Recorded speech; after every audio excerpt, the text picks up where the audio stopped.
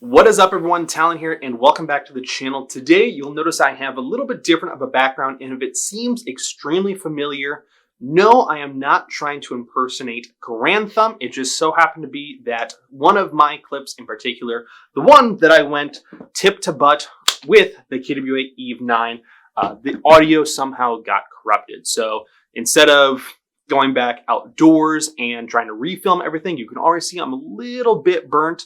I decided that we're going to do this indoors. Not only that, it's going to expedite some of the other systems that I'm going to be going over with you as well. We have a very short period of time where I will be able to handle these two in particular. I need to get them back to the owner, but that is going to be for a future video. So if you want to stay tuned for maybe a little sneak peek, we'll do something that might be a little bit off camera, maybe a little bit of ASMR, right? If that piques your interest, and if magazines that look like this pique your interest as well, hit that subscribe button. Turn that notifications on. Make sure you are liking the videos and you are commenting in order to push all these videos up to the front. I really appreciate it if you guys could do that for me. I try to do that every time another channel that I watch mentions it. I'm really bad at actually doing it on a habit, so I always need a reminder. So this is me reminding you guys to stay tuned for those upcoming clips. And before we get too far, we do need to do a shout out, of course, to Milwaukee Custom Kydex. He is the one that has given us the space outdoors in order to go and show off and demonstrate a lot of these systems that we've already posted and a lot of the stuff that's going to be coming out in the future. So go to MilwaukeeCustomKydex.com, mckydex.com, utilize promo code Talon_Meyer for 15% off of your order. You will find his links down in the description down below, or here on YouTube, you'll be able to follow the link up in the very top there. I have been demoing a lot of his products and a lot of his accessories on almost all of my rigs. I have a radio carrier of some sorts. Some of his most recent ones are going to be the rack system. So that allows very quick and easy access to any of your Baofeng radios. Very awesome that he has those. I have a couple more in custom colors as well. Some of his other systems, you can see the mag carriers. I have both his AR as well as his pistol mag carriers here. Yes, these do hold and retain real steel pistol and rifle magazines. You can see some of that content on PhyxTV. In a second, we'll talk about those. And then his alpha holsters. I've been demoing those. I have an entire in-depth video about the capabilities of those, and we'll have in the future a long-term heavy-duty use review of that. So, PhyxTV, they are going to be an outdoors production studio that I am working in close collaboration with.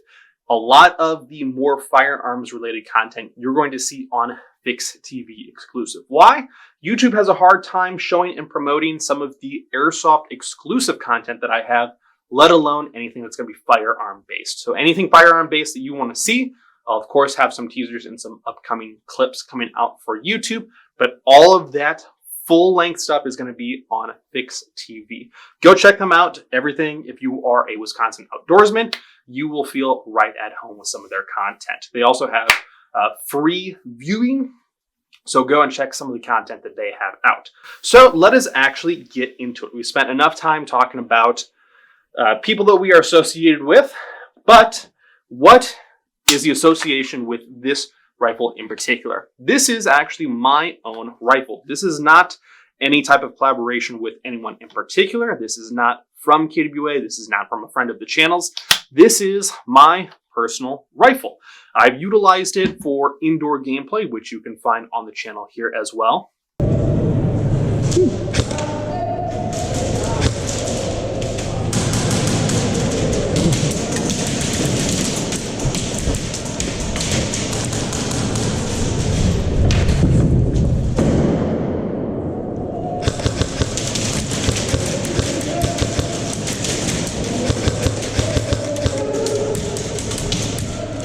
I've utilized it very limited for any type of outdoor gameplay. The primary reason is because it is much shorter in length compared to what I am traditionally used to utilizing.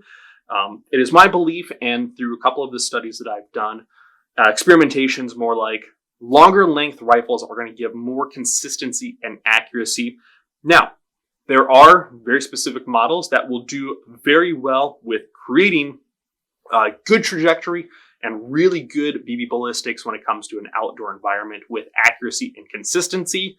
The KWA EVE 9, for some of the distances that I have been playing in very recently, does not throw BBs nearly that far. So this has been an indoor gun, and it is an indoor gun that recently is absolutely ripping. So the intention and design of the KWA EVE 9, and amongst several other models as well that utilize slightly different magazine configurations, is going to be manufacturing a polymer and lightweight system that's going to cut down on the overall weight for beginner players. It also is going to cut down heavily on the cost of the rifle system, again, making it more favorable for beginner players, as well as, in my personal experience with the wide width of selection that I have, most of them being a KWA model, offers very, very, very good performance at the price point. Now, granted, when we talk about performance, there's a lot of nuances and a lot of point of views that other players are going to have on rifle systems, as well as brand experience as well. It is my experience that KWAs have a very, very good reputation over a very long and lengthy history, and they are still producing as well as pushing the boundaries and capabilities of an airsoft manufacturer specifically. I'm not going to get into names, but other airsoft manufacturers that will offer a product that is similarly priced is utilizing maybe some alternatives to polymer, maybe some type of thicker plastic, or maybe even a very thin aluminum construction. This is not going to allow for nearly the same type of structural integrity, and will have more failures with the same amount of force that can be given to the EVE 9 or other models from KWA's Originals series. Now, specifically with the Tipp 2 butt, let's go ahead and go over that. So on the very front here, this is actually not the muzzle device that would come with the KWA EVE 9 or any of the other Originals. This is an Ace Tech Bifrost. This is a model that you will see a lot of times in mine, as well as my good buddy Lagunicorn's gameplay videos. We absolutely love having tracer BBs that are going to go through this, and this is also going to illuminate a flash as the BB passes through this device.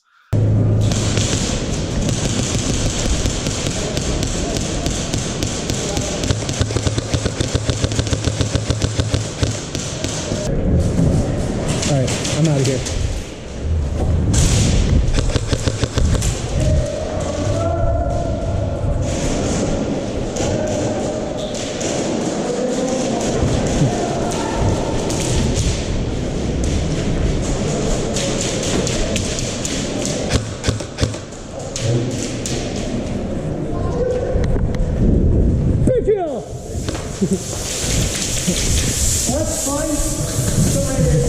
But if maybe you want to utilize a different tracer unit, or even a mock suppressor, or even you have your own specific flash hider that you would like to replicate or put onto here, this is going to be a 14 counterclockwise. You can see the start of the brass inner barrel. Now, this is technically maybe on the cusp of a Type bore, but it's not going to be maybe a technician's definition of a Type bore inner barrel. This, I believe, is going to be a 6.05 or 6.08. Definitely going to be on the tighter as far as directly out of the box inner barrels. But a lot of people I know are going to swap that out for 6.01, 6.02, or 6.03 inner barrel. Directly back of the threaded barrel is going to be our M-LOK rail system. Now, our M-LOK rail system does have a little bit more height to it, kind of more akin to maybe a 416 style of handguard. The height has a little bit more length compared to the width of our handguard here. That being said, it's not nearly as thick as a 416 handguard, so it's still very easy to wrap your hand around the entirety of the handguard here. You can see some of my fingers are almost touching when I wrap that around. And with the given vertical grip that is provided with this rifle system. It makes it very easy in order to utilize that stoppage in order to pull the rifle into your shoulders. And that's going to give you a very stable shooting position. On the very top of the handguard here, you do have your full length Picatinny that is going to continue into the upper receiver. A very unique system is that we have a forward charging handle. Now this is ambidextrous, oddly enough. So if you have a small little tool, I have here my tool. If you go in through the very top of the rail system, there's that small little slot that you can put your tool of choice inside of.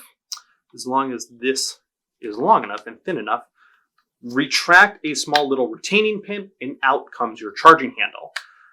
You can simply push it into the other side here, and now you have a right hand oriented charging handle. Very cool, very easy to swap that around. Me as a right-handed shooter like so, I can either utilize that charging handle as a gas pedal in order to throw my hand into if I need to do like a tighter grip for a C-clamp. My personal preference though is to have that charging handle on the other side of the rail in it. I'm going to put that back to the correct position, like so. Now our charging handle, when we look at the upper receiver here, if we pull that charging handle back, that is going to show where the ejection port typically would be. It is going to show our hop-up adjustment wheel, which means we pull this and hold this backwards, and that's going to give us access to changing that hop-up either to give more backspin or less backspin to our BB.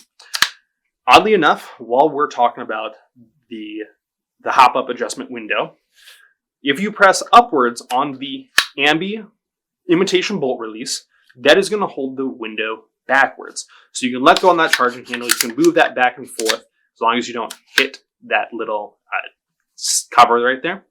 And that's going to allow you to make those adjustments, shoot, see where the adjustment is, make that adjustment, shoot, and then get it exactly where you want. From there, you can hit that imitation bolt release, and that's going to slide that forward and right into place there. While we're looking at the controls of the Eve 9 here, the controls are going to be fully ambidextrous. As a right-handed shooter, I do have my traditional magazine release. I have my traditional imitation bolt release. I even have my selector on the left-hand side here where my thumb is going to be. If I'm a left-handed shooter, all of those controls are in the same spot as well for a traditional left-handed shooter. We even have a magazine release. This type of magazine release is pretty stiff for me. My fingers aren't 100% worked out. And we do have that imitation bolt release. I do think it is rather entertaining that they are going to utilize an HK style of coloration when it comes to their selector switch from safe, semi, and full auto. Very comical.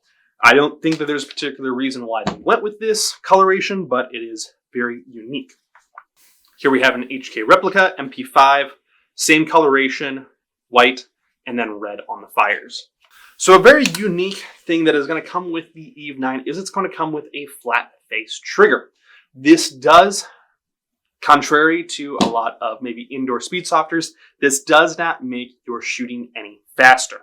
What is going to change the speed of the shots from shot to shot, I actually probably should remove the battery as well. So a flat face of trigger does not mean that your system is going to shoot faster than anything with a curved trigger, right? What is going to get your gun to shoot faster is on semi-automatic, a high torque motor, as well as a correctly shimmed gear selection within the gearbox, and then a high-powered battery. That is going to be the best combination if you change your trigger out to something that's going to be flat face. It changes the aesthetic, but it does not change the speed of actuation.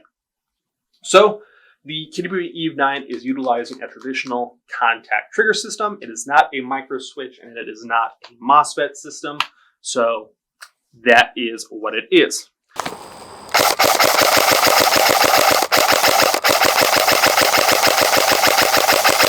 That is pretty quick. You know, especially if I need to do a quick double tap or triple tap on someone. Pretty quick.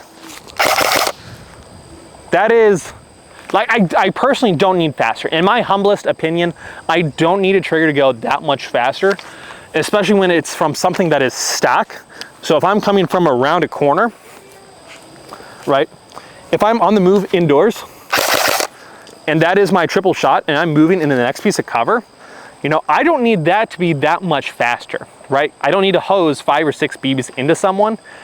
With the lower receiver as well, the grip here is actually built inside of the lower receiver, which means that if you wanted to change this out for something that might be a little bit different, unfortunately, you can't do that on this model in particular. However, given the angle of the grip right here, it's very easy in order to hold and retain that elbow in. It's very tight. Because that grip is vertical, it's just easier to hold in an upright position compared to maybe something that might be a little more traditional. A cheaper alternative for a motor grip would have that angle backwards a little bit more. So your natural position is going to be with that elbow out. And we know within an indoor environment, you don't want to have your elbow out. Towards the back of the receiver, we do have 2 points right here that have a bolt face. Number 1, number 2, and then on the very front of the receiver, number 3, and number 4. So we have 4 total bolt faces. This is actually not going to be for any type of quick disconnect sling points. I've tried it out. These holes are a little too large for a quick disconnect sling point, so they're just not there. I do believe that they are going to be here for the linkage from the receiver to the handguard, as well as from the lower receiver to the buffer tube plate. We'll notice that those are different positions. Again, cuts down on the cost, as well as makes things easier to replace or fix should anyone have any type of issues. The stock does come with a PTS enhanced polymer stock. This does feature your quick disconnect point, as well as a traditional slot here for your more traditional slings. On the very front of the handguard, there are no options for any type of sling positions. So you're kind of stuck with either a 1-point sling or coming up with an option on the very front here. So we have our 6-position stock. The stock itself opens up and gives you ample amount of battery space. This is an excellent, awesome option if you're going to be anyone like myself and running the Titan Power lithium-ion batteries. I like to have as few batteries on my person as possible. When I'm playing indoors, however, it does make it easy with having shorter games to have a multitude of batteries, not on my person, but inside of my gun bag. So it's easier to replace and replenish my battery source compared to maybe milsim events. I 100% have that stock on my milsim rifle. That milsim rifle happens to be this guy right here. Again, another KWA rifle, but notice the enhanced polymer stock on the very back here. One last thing that I do think is very unique in order to mention is that the inside of the magwell does have some pretty aggressive grooves and cuts built into the interior of the magwell right here. I do believe this is intended to be your magwell guide. So instead of something that might be a little bit more just cut, like maybe a milsim-based rifle or maybe a more traditional Colt or Daniel Defense Mark 18 rifle. Not only that, but there is very little friction from the polymer receiver to the polymer magazines themselves. So it means getting your magazine in and slide it into home is very, very, very easy. Getting your magazines out, however, a little bit harder to do. They don't like to come out. Now you could probably flip it or even just yank it out. In the case of indoor gameplay, I'm not going to be really dropping my magazines around the field. I'm going to rip my magazines out. So I'm going to shoot, shoot, shoot, rip, and then replenish. Very easy, very fast to do. So I know that features and aesthetics can only go so far when it comes to falling in love with a rifle system. There's more underneath the hood or internally based with the KWA Eve 9 here and some of the other Originals series, more so than maybe a lot of people recognize. The KWA manufacturing group, over the years, and I've been a player for a while, over the years they've done a phenomenal job with introducing based from their version 2 gearbox, which is already really, really solid and really well built. They're introducing adjustments or even alternatives to that version 2 gearbox. So it's still a version 2 base. However, one of the first ones that they introduced was an electric recoil model, and I have that up on my wall here. And then they went into a adjustable velocity gearbox. There's very few of these. We're very used to within airsoft replicas having a interchangeable spring, which is going to change the velocity. KWA and some other manufacturers, limited manufacturers, are saying utilize the same spring, but we're going to make it adjustable. So you can make more tension or even less tension to have even shorter fluctuations and better adjustments to get as close to the velocity that you are looking for. And that is absolutely phenomenal. So this rifle in particular is fulfilling a specific role, which is providing one single platform for multiple environments. I can get this spring down to around 330 feet per second. And guess what? There is roughly a 40 FPS fluctuation from all the way down to all the way up, which means this rifle system can get theoretically down from 330 for indoor regulation specifically, and then I take it outdoors and I can max that out to around 370 feet per second. It is small, it is compact, it still performs very well when it comes to distance and consistency, but when we're talking about maybe outdoors, it might be an outdoor field that has plenty of buildings. So I'm still comfortable and I'm still in control when it comes to where that BB flight path is. And I'm still feeling really, really good. Not only that, but it allows for very tight spacing. So I can pack it away and I can make sure that it fits inside of my box with all my other goodies. So I'm not having to carry a box and a rifle bag. I could take just this, whether it be for indoors or outdoors. It fills a role super, super, super well. It also means I'm not potentially doubling up on magazines. Theoretically, having two rifle systems. While two rifle systems is good, it does offer a lot of variance. Having an indoor rifle system and then an outdoor rifle system, it's going to muddy things, especially when we're talking about two different type of magazine options. I've got an MP5 magazine and an AR type magazine, which means I have to have slightly different kits. That also means that because it's a small, it can go into the box. This one I have to have a separate carry case. Well, the battery options are different, which means I have to have multiple battery options for the two separate guns on top of the two separate magazines, on top of the two separate kits. It just starts to money things up. And on top of the price of buying two rifles, I need to buy twice as many accessories. All the things listed that I mentioned as well. You have just one rifle setup for the KWA E9. It makes everything so much easier for a beginner player specifically. And I'm not saying don't have options, don't have fun getting multiple loadouts with different types of magazines or even platforms.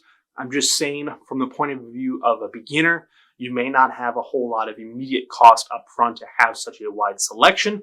So just take it easy, you know? You can grow with the sport. However, I can only talk about the functionality and the features so much. We need to see what some of the performance is. So let's kick this outdoors. And I'm going to make sure we're on 2.0s, and we're going to count velocity and rounds per second. There we go.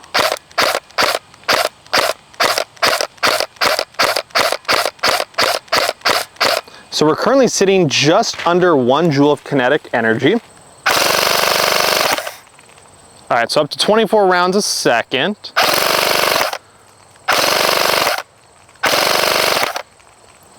"24, 24, 24. That seems pretty consistent to me.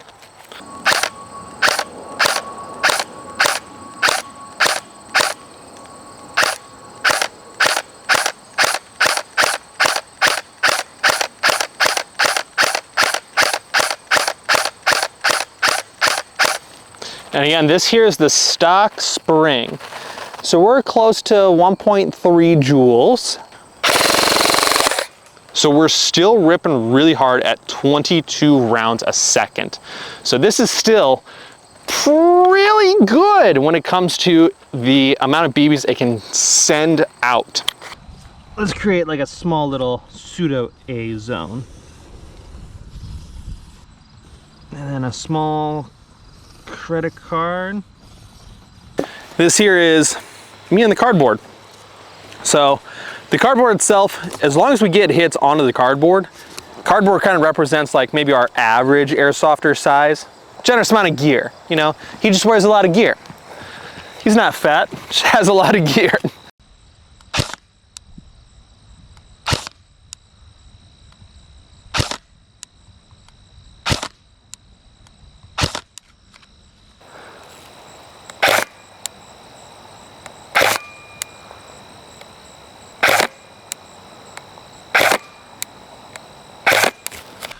So we've got, we'll do crosses. 1, 2, 3, 4, and 5. At roughly 25 feet. Not too bad, not too bad. What would we say to 50? I swear to God, if I just heard my Mini 11 just turn off, I'm gonna be kind of upset. I'm gonna be kind of not happy with that.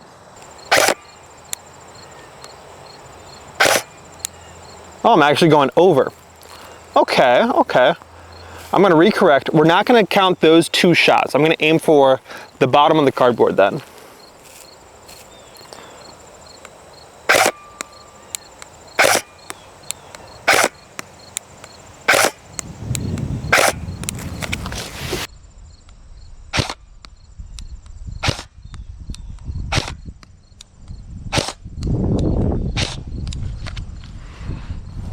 Okay, let's go check those out. Okay, so we're gonna use circles. So we've got 1, 2, 3, 4, and a flyaway, number 5. Still really good for 50. Okay, for those of you that recall the PTS Zev rifle, we had from here to the very end of the wooden stack, so not the first one closest to us, but the second one, the very end there, that was about 150 feet.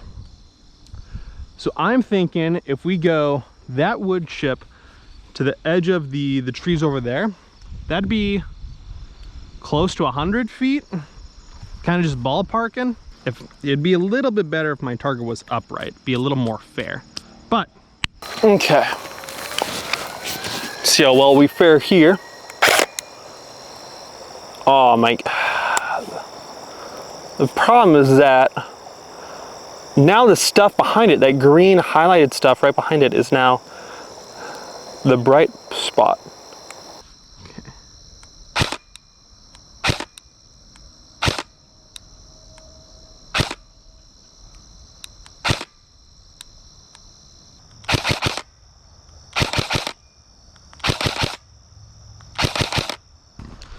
now this is by no means the correct method to identify accuracy at distance.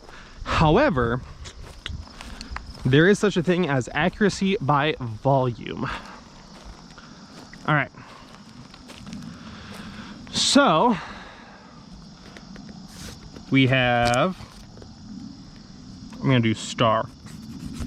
BB impact, BB impact, BB impact. This looks like a spot. No, I think that was there.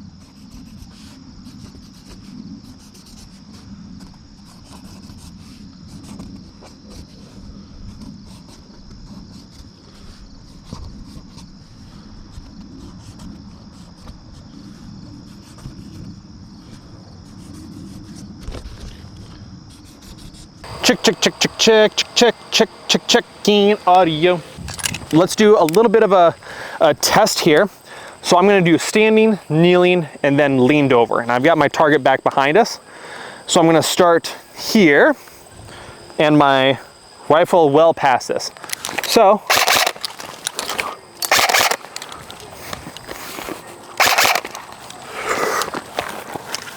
ooh, where are you at?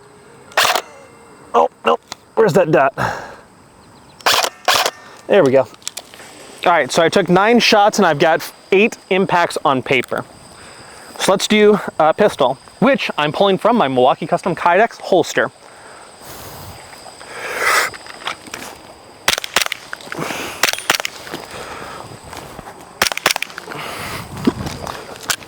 Oh my God.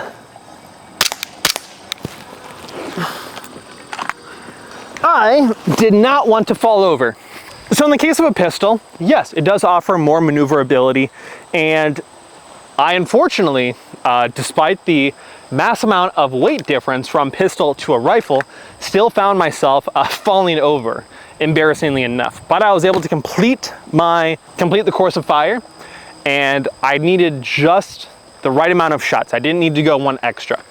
Now, in my personal experience, the KWA Eve 9 allows for probably the best as far as between both worlds. Now, the Glock, I was actually pretty good on, just going with the pistol. I was pretty good on. However, I was not 100% on when it comes to my accuracy. I was probably just as bad as with my carbine length rifle. So starting just as far,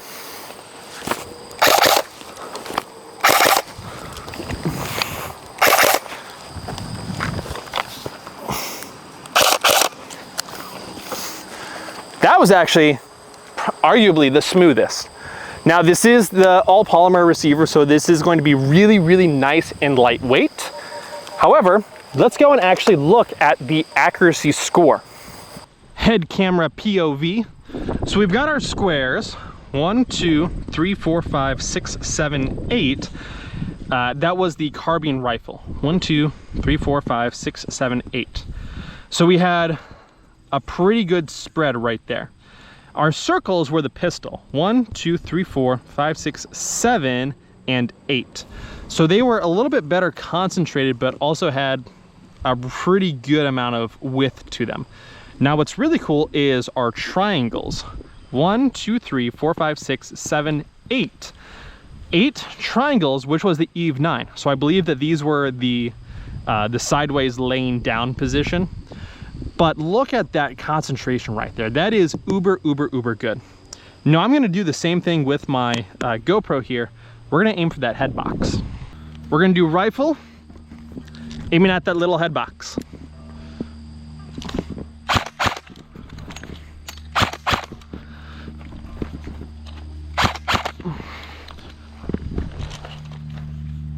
Oh my God. Okay.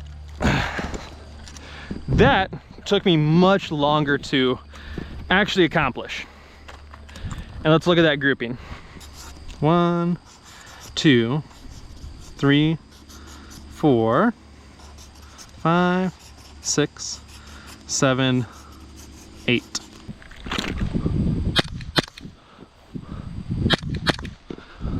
These are not going where I want them to go.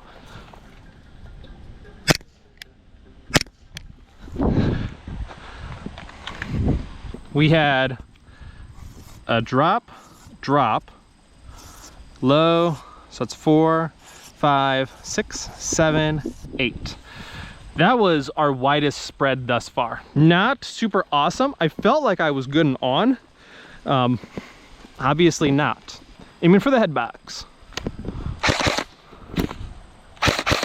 Overshoot.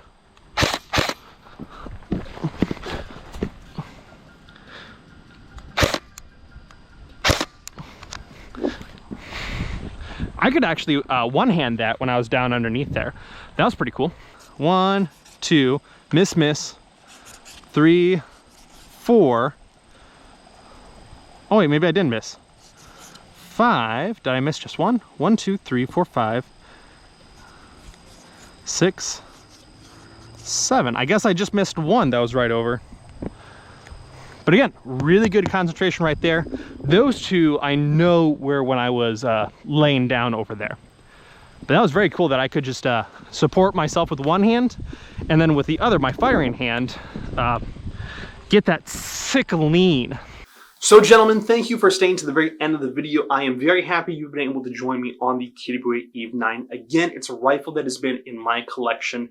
Nobody is paying or suggesting that I do this video for you guys. And really, it's such a small channel that you're not going to get influenced enough. I just think it is absolutely neat. It is very well performed within an indoors environment at the absolute base cost of this compared to maybe my souped up MP5. This is a very, very good performing rifle at the price point. I cannot say enough great things about this system. Go check them out for yourselves. They have a wide selection of models that take different type of magazine configurations, whether it be a forward curve magazines, a backward stick magazines, a vertical magazine, or even like a vector style of clone. These system, so cool. And once again, don't forget to look at mckydex.com for any of your Kydex holster needs.